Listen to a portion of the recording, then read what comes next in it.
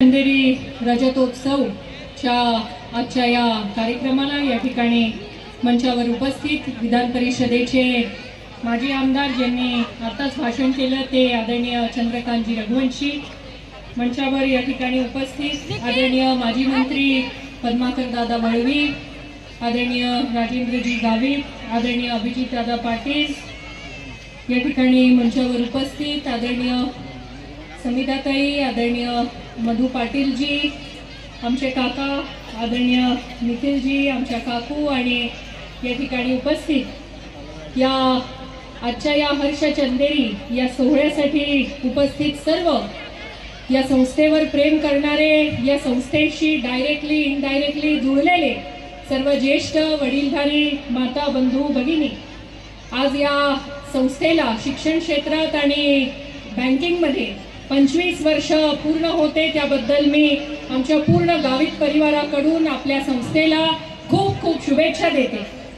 या ठिकाणी एक अत्यंत चांगल्या अशा कार्यक्रमाला मला बोलवल्याबद्दल खरं तर मी निखिल काकांचेही मनापासून आभार मानते। गावित साहेब येऊ शकले नाही कारण ते मुंबईला आहे, आज शपथविधी होती आणि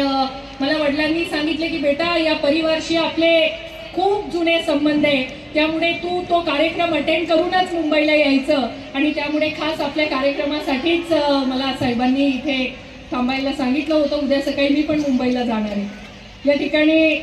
आताच आदरणीय चंद्रकांतजी रघुवंशी बोलत होते अर्थशास्त्राबद्दल की BA इकॉनॉमिक्स मध्ये ते अपियर झाले पण निकाल आला नाही, पण मला हे नक्कीच सांगायला हरकत नाही की अर्थशास्त्रात भले त्यांनी BA केलं नसेल पण सगळ्यात मोठा आर्थिक उलाढाल ही त्यांच्याकडेच होते आणि त्यामुळे मला या ठिकाणी सांगावंसं वाटतं की आपल्याशी 2014 मध्ये पहिल्यांदा माझी आपली भेट झाली आणि त्यानंतर सातत्यानं आपल्या वेगवेगळ्या कार्यक्रमांमध्ये मला येण्याची, आपल्या संस्थेशी जुळलेल्या लोकांशी भेटण्याची, हितगुज करण्याची मला संधी मिळाली आणि मला आठवतं की दिवाळी बोनसचा एक कार्यक्रम आपण नंदुरबारच्या द मोती अर्बन बँक मध्ये ठेवला होता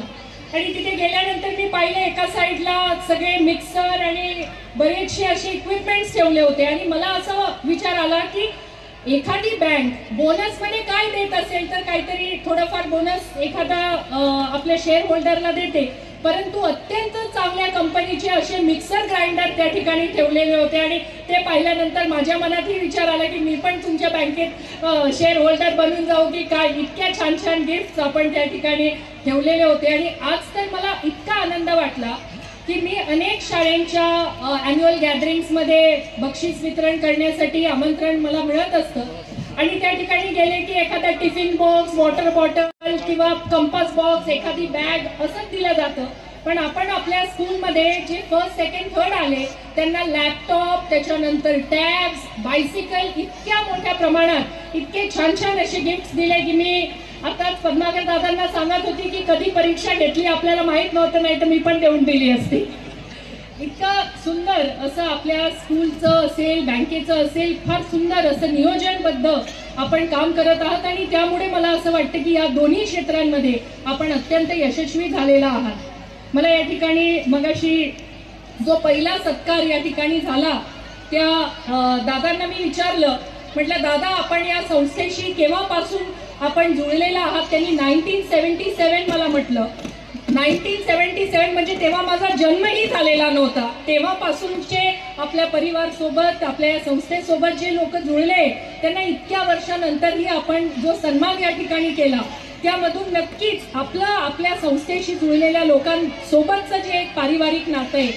ते या ठिकाणी आम्हाला सगळ्यांनाच पाहायला मिळालं आणि मला असं वाटतं की आपल्या सक्सेसच्या मागचं कारण ही कदाचित तेच असावं, कारण आपला जो सोबतचा स्टाफ असेल किंवा आपल्या सोबत जे लोक जुळलेले त्यांना एक स्टाफ किंवा आपल्या सोबतचे डायरेक्टर न समजता त्यांना आपल्या पारिवारिक हिस्सा, परिवारातला हिस्सा समजून त्यांच्या बरोबर आपण काम करत आहात आणि मला असं वाटतं हीच खरं आपल्या या संस्थेच्या यशामागची गुरुकिल्ली असावी। आज या संस्थेला 25 वर्ष पूर्ण होते, मी आपल्याला खूप खूप शुभेच्छा देते आणि येणाऱ्या पुढच्या काळामध्ये नक्कीच आपली बँक ही महाराष्ट्रात नव्हे तर देशातली सगळ्यात मोठी बँक व्हावी अशी आपल्याला मी मनापासून शुभेच्छा देते आणि इथेच थांबते। धन्यवाद। जय हिंद, जय महाराष्ट्र।